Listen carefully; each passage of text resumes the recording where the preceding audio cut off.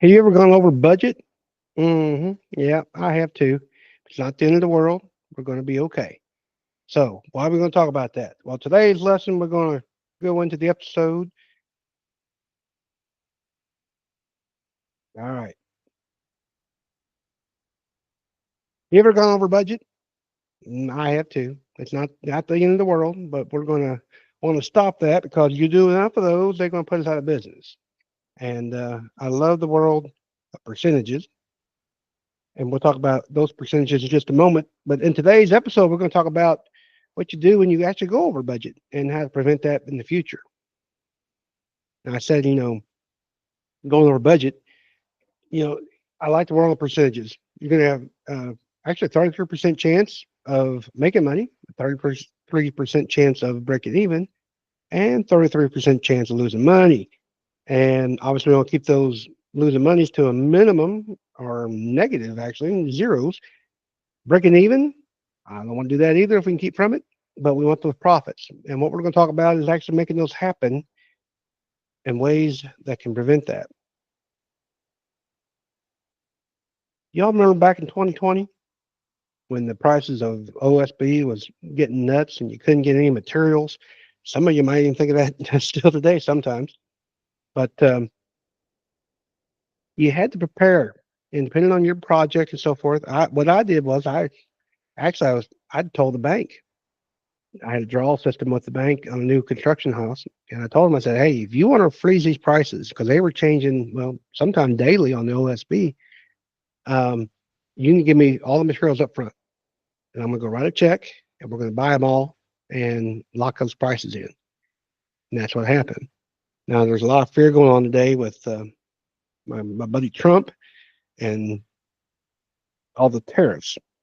And actually, there's companies out there taking advantage. Matter of fact, I did one the other day, and my HVAC guy, and the tariffs went up 7% automatically. And he said, "Well, that's from his supplier." And he passed it on to me, obviously. And I want to pass it on to the customer. But that 7% went up, and it's on the equipment they had sitting in the floor. And he said, "Well, that's stuff that you haven't even paid at 7%." And well, that's company wide, and they're just taking advantage of us. And there's nothing you can do about it, really.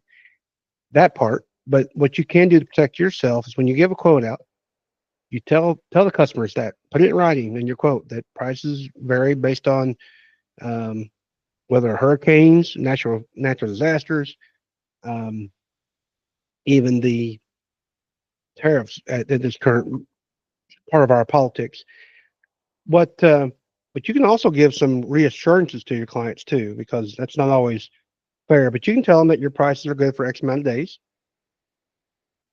That gives them a little benefit and actually can help you in your sales because you can say, "Hey, I need you to make a decision now.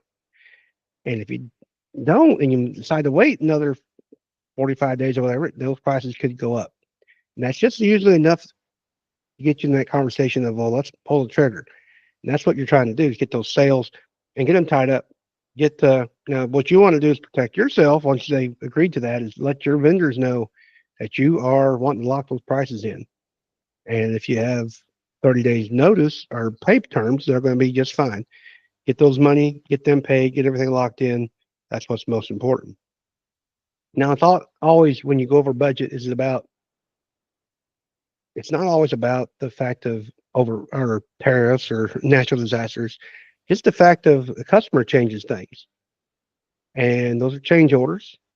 You got to prepare yourself for those, and it's hard to get a customer that doesn't change your mind. But if you do get a change order, get those in writing. And I believe more importantly, figure out who's able to approve those change orders. Especially if a bank. Banks usually only approve a certain amount of money to build a house. In this particular case, in my particular case, we talk about house building.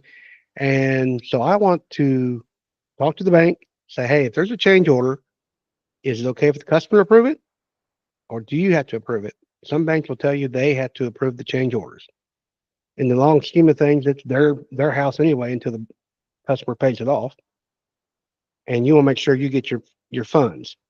But make sure somebody signs off on those. If you don't have a procedure, obviously create one. But make sure any change orders you can get approved. Now, my personal opinion is when you first price a job, you're based on going in, getting out with your plans, and you have a certain margin. I think your margins for change orders need to be more, not because you're greedy, it's because you're disrupting your flow and your efficiencies. So you need to make up for that change. Now, there's a local contractor. He bought a boat, and the name of his boat is change orders. So I know that's where a lot of contractors make a lot of their money. They just anticipate the customer's going to make some change, and you do have them. You got them by the cojones at this point because somebody has to make a decision, and banks will usually say yes because they know it's probably a good thing or they needs to happen, or they're going to turn around and charge their customer, the end user, more, and they don't really care. But as long as they've got the resources, then banks will say yes and approve the change orders. Lastly, not making money. Well, maybe you missed the mark on your quotes. And in the perfect world, you're watching those on a ongoing basis, like a daily. You can almost know in real time what your costs are. That's not always the case with contractors like us. We're getting our bills. We know what the quote was. Something happened. Um, Always have a contingency built into your number because I always forget something. And as good as I get, and if I do forget something, you always add that to your next time you quote something, but add a contingency. So you have some play. And it also gives you the opportunity not to go back to the customer every time something goes up or down. You got some play in there that, well, don't worry about it. I'm going to eat that cost because I already got it built in.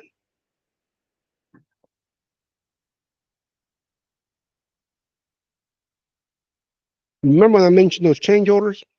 Well, the other part is that somebody might be changing something and your crews aren't billing or letting you know there's a change order. And you're absorbing the cost. You didn't even know it. And it's something you probably could have turned around and charged for. Make sure you got those procedures in place on your change orders.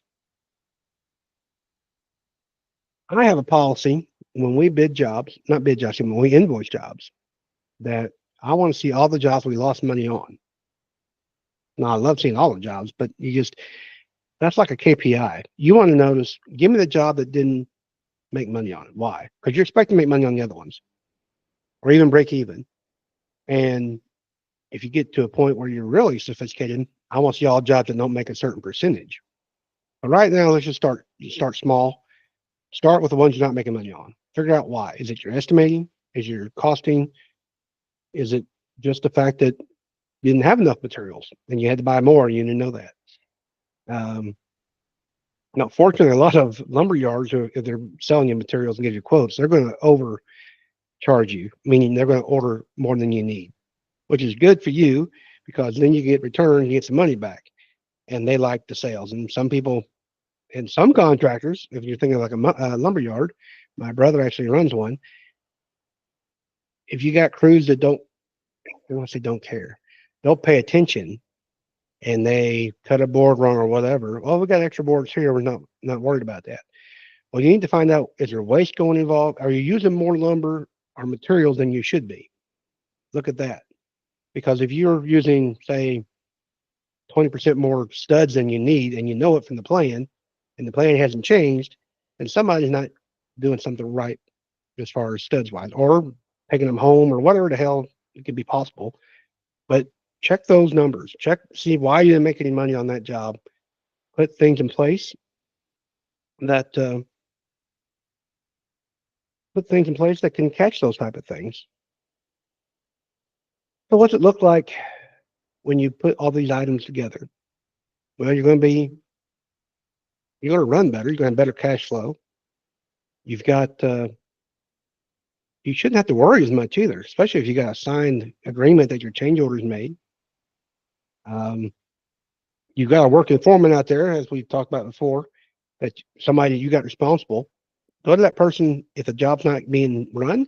Ask them why it's not being. Hey, why are we using X amount more boards? He could have a very legitimate reason. And in that case, then you need to get with your estimators and make sure that they're taking those techniques or whatever it is that's causing that usage and building into the price.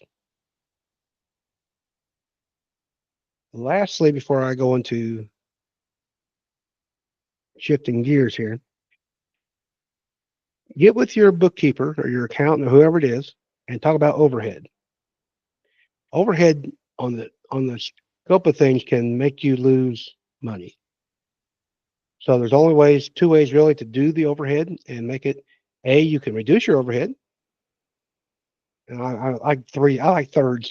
And B, you could be right on money with your overhead, and you know where it's at, and you got it built into your pricing.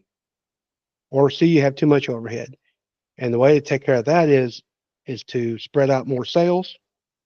The more sales you have, you get to spread that overhead over more. So be more efficient in your time and your production.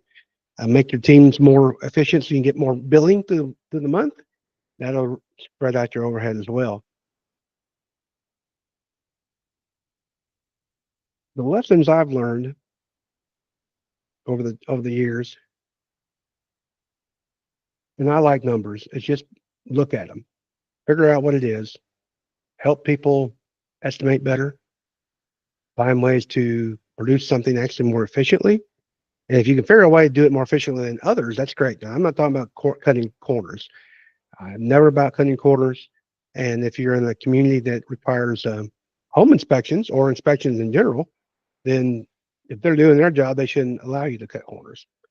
That doesn't always happen because some of those inspectors come out there and they just had a they get given a checklist by their boss and they don't know nothing about construction. I know you guys probably seen some of those too.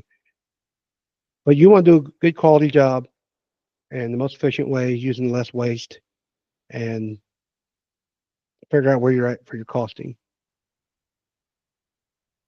That being said, if you guys like what you talked about and need help, talk about maybe doing the cost sheets or looking at your procedures for change orders, look in the show notes below. Set up a time with me. I'd be happy to go over with you and figure out ways to make sure you don't go over budget. It's Chris G and Hard